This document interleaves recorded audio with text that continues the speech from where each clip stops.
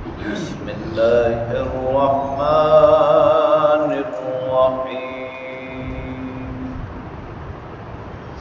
وإذ قال إبراهيم رب اجعل هذا بلدا آمنا وارزق أهله من الثمرات من آمن منهم بالله واليوم الآخر قال ومن كفر فأمتعه قليلا ثم أضطره إلى عذاب النار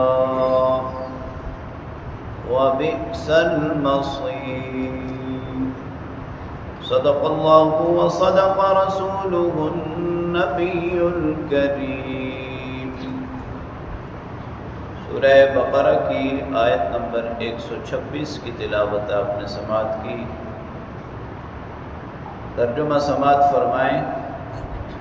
وَإِذْ قَالَ إِبْرَاهِيمُ، اور جب ابراہیم علیہ السلام نے کہا رب اجعل هذا بلدا آمنا، اے میرے رب اس کو امن والا شہر بنا دے، وارزق اہلہ من الثمرات، اور اس کے رہنے والوں کو پھلوں سے رزق عطا فرما، من آمن منہم باللہ والیوم الآخر، ان میں سے جو ایمان لائیں اللہ پر اور آخرت کے دن پر، قال ومن کفر فأمتعه قلیلا، اللہ رب العالمین نے فرمایا کہ جس نے کفر کیا اس کو میں تھوڑی دیر کے لیے نفع دوں گا، ثم اضطرہ الی عذاب النار، اور پھر اس کو دھکیل دوں گا آگ کے عذاب کی طرف، وبئس المصیر، اور وہ بہت برا ٹھکانہ ہے۔ اس آیت کریمہ میں سیدنا ابراہیم علیہ السلام کی دعاؤں کا ذکر ہے جو آپ نے مکہ مکرمہ کے لیے کی۔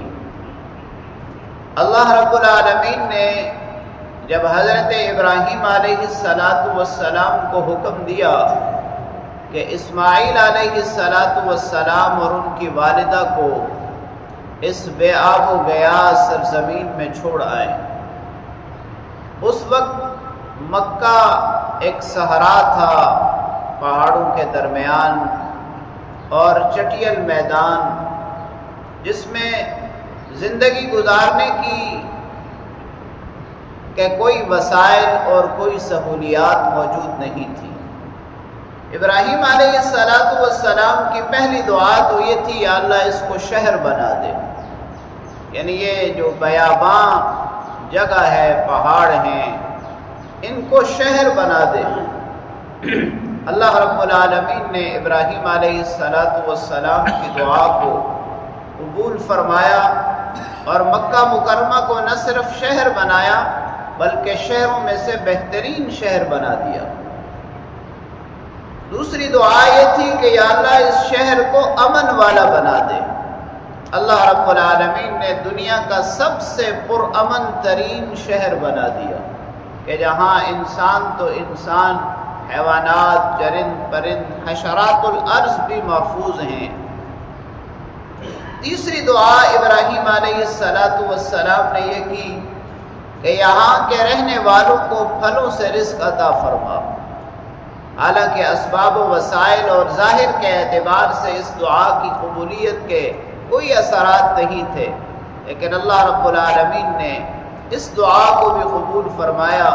جیسے اس سرزمین کو پھر مسجد حرام کو، بیت اللہ کو مرجع خلائق بنایا، اسی طرح دنیا کے تمام پھلوں کو بھی وہاں جمع فرما دیا۔ اس دعا کے ساتھ ابراہیم علیہ السلام نے ایک قید لگائی کہ یا اللہ اس کے رہنے والوں کو پھلوں سے رزق عطا فرمایا، ان لوگوں کو جو اللہ اور آخرت کے دن پر ایمان رکھتے ہیں۔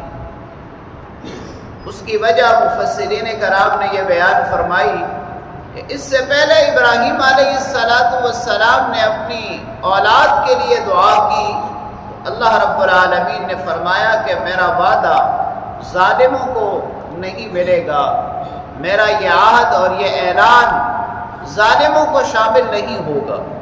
اس لیے ادباً ابراہیم علیہ السلام نے پہلے ہی قید لگا دی کہ یا اللہ رزق کی فراوانی میں ان لوگوں کے لیے مانگتا ہوں کہ جو ایمان والے ہیں، اللہ اور آخرت کے دن پر ایمان رکھتے ہیں۔ اللہ رب العالمین نے فرمایا کہ چاہے کوئی کافر ہو یا مسلمان، دنیاوی رزق تو میں ہر ایک کو عطا کروں گا، ہاں اخروی رزق اور روحانی رزق صرف ان لوگوں کو ملے گا جو طلب رکھنے والے ہوں گے۔ جن کے اندر طلب نہیں ہے ہدایت کی، ان کو اللہ رب العالمین روحانی رزق نہیں عطا فرمائیں۔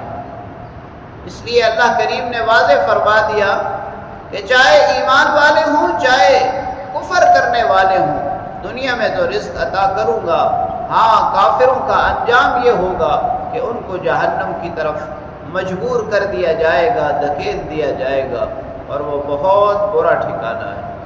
اللہ کریم سے دعا ہے اللہ تعالیٰ کلام پاک کو پڑھنے، سمجھنے اور اس پر عمل کرنے کی توفیق نصیب فرمائے۔